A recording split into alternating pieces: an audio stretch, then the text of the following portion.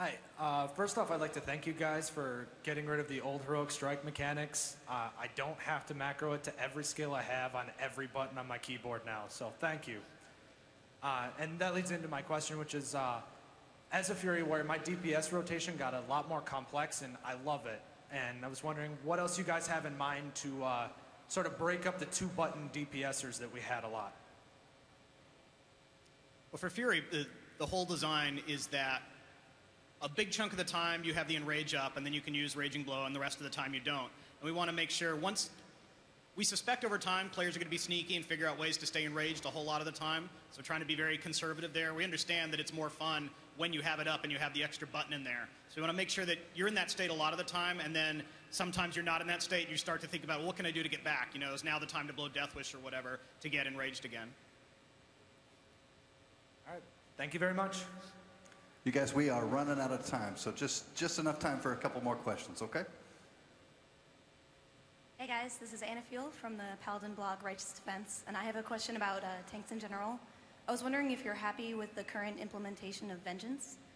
Right now, it's a little bit, the way it's working, you can run into an avoidance streak and you won't get enough stacks. It also punishes survival gearing to an extent, because when you're gearing for survival, you'll have less stacks of Vengeance. I was just wondering if you're happy with the way that is.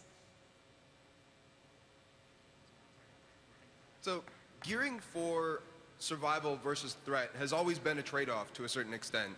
Like, I mean, back in the day where you had your block and expertise pieces, and then you had your actual just, you know, dodge parry gear. So, having that trade-off and having to make that decision, I think is something that's interesting, certainly.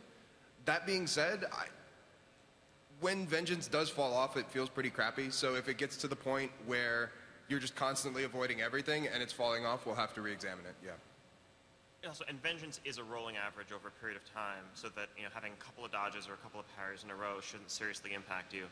But that said, Vengeance isn't designed to be mandatory. You should be able to get the job done in terms of tanking without it, and it's there mainly to allow tanks to continue to scale with DPS in raid settings and much higher tiers of gear where you have, you know, fully synergized raid doing massive amounts of DPS. And in Lich King, people relied on things like Tricks of the Trade and Misdirect being used on cooldown to keep up with that. And we'd like to have that be more on the tank's shoulders and have them feel like they have the ability to put out the necessary threat and also do a good bit of damage at the same time. Thank you. All right, I think we can squeeze in one more. Here you go. All right, first off, Ghostcrawler, I wanted to thank you and the team for a lot of changes to a lot of classes. I know that Unholy Death Knights are awesome now. Frost is a lot more fun than it used to be. But I feel like your other developer had mentioned hamstrung when it comes to tanking as blood. One of the things is I've tanked everything, including Heroic Lich King, and have been very successful with that. This latest patch has made it feel entirely way too clunky. It's just not the same as it used to be. I have to get all the runes that I can out to get a rune strike up. It's the only highest threat ability I have, and I'm really, really worried that Death Knights do not seem to have. In patch 4.03, there are a couple of changes coming for the Blood Death Knight that will help in terms of just your overall threat generation and the availability of your tools. The two big ones are Rune Strike always being usable while you are in Blood Presence, period, so you don't need to worry about, you know, avoidance or whether it's up or not. And secondly, improved Blood Presence will make being in Blood Presence cause all of your runes to regen, I believe, 15% faster.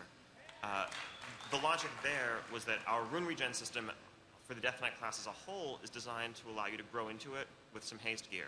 Tanks, however, will never get haste gear because it's just not one of the stats that you come across, and so this is a different solution to allow you to get the resources that you're going to need to play and to do well.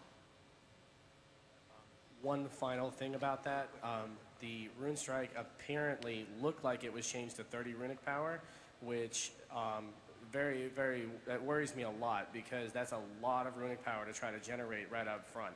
Are there any plans to increase something to generate instant runic power similar to the 3 holy power stacks that you did for the prop pallies to let me run up and just rune strike something? as always, that's just something we're going to keep an eye on, and we want you to have the tools that you need to do your job. And if 30 runic power ends up being too much, or you feel like you need sources to make that happen, we'll reevaluate and see what we need to do at that point. All right, thank you. You guys, let's give them a round of applause. Thank you, gentlemen.